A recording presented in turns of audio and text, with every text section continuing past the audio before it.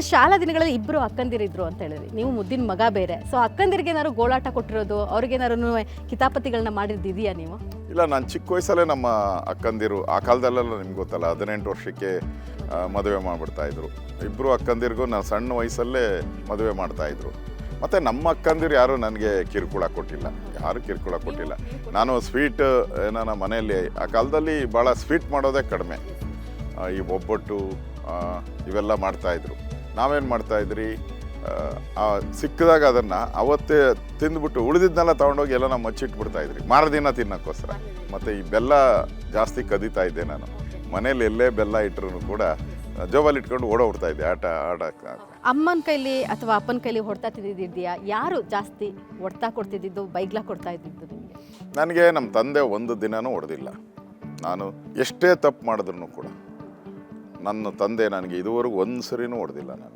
ನಾನು ಇವತ್ತೇನಾದರೂ ಅಶೋಕ ಆಗಿದ್ದೀನಿ ಅಂದರೆ ಅದಕ್ಕೆ ಮೂಲ ಕಾರಣ ನಮ್ಮ ತಂದೆನೇ. ನಾನು ಭಾಳಷ್ಟು ತಪ್ಪುಗಳನ್ನು ಮಾಡ್ತಾಯಿದ್ದೆ. ಆ ಸಂದರ್ಭದಲ್ಲೆಲ್ಲ ಶಾಂತತೆಯಿಂದ ನನಗೆ ಒಂದು ಒಳ್ಳೆ ಮಾತಲ್ಲಿ ಸಲಹೆಗಳನ್ನು ಕೊಡ್ತಾಯಿದ್ರು. ಮತ್ತು ನಮ್ಮ ತಂದೆಗೆ ನಾನು ಗ್ರಾಮ ಪಂಚಾಯಿತಿ ಅಧ್ಯಕ್ಷ ಆಗಬೇಕು, ಮೆಂಬರ್ ಆಗಬೇಕು ಭಾಳ ಆಸೆ ಇತ್ತು ಅವ್ರಿಗೆ. ಬಟ್ ಆ ಕನಸು ನೆನೆಸಾಗಲೇ ಇಲ್ಲ. ಆ ನೋವಿದೆ?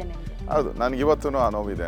ನಾನು ನಮ್ಮೂರಿನ ಗ್ರಾಮ ಪಂಚಾಯಿತಿ ಅಧ್ಯಕ್ಷ ಆಗಬೇಕು ಅನ್ನೋ ಏನಿದೆ ಅದು ಇವತ್ತಿಗೂ ಸಾಧ್ಯ ಆಗಲೇ ಇಲ್ಲ. ನೋಡಿ, ಇಷ್ಟೆಲ್ಲ 7 ಬಾರಿ ಸತತ ಜಯವನ್ನು ಗಳಿಸಿದ್ದೀರಾ, ಒಂದು ಎಲ್ಲ ರೀತಿಯಾದಂತಹ ಸ್ಥಾನಗಳನ್ನ ಅನುಭವಿಸಿದ್ರು ಕೂಡ ಗ್ರಾಮ ಪಂಚಾಯಿತಿಯ ಚೇರ್ಮನ್ ಆಗಬೇಕು ಅನ್ನೋಂಥ ಕನಸು ನನಗೆ ಆಗಲೇ ಇಲ್ಲ. ಈಗ ನಾನು ಅದೇ ಭಾಳ ಭಾಷಣದಲ್ಲಿ ಹೇಳ್ತೀನಿ ನೋಡಿ, ಇವತ್ತು MLA ಆಗಿದ್ದೀನಿ, ಮಂತ್ರಿ 4-5 ಬಾರಿ ಮಂತ್ರಿ ಆಗಿದ್ದೀನಿ, ಉಪಮುಖ್ಯಮಂತ್ರಿ ಆಗಿದ್ದೀನಿ, ಅಪೋಸಿಷನ್ ಲೀಡರ್ ಆಗಿದ್ದೀನಿ, ರಾಜ್ಯ ನಾಯಕನಾಗಿದ್ದೀನಿ.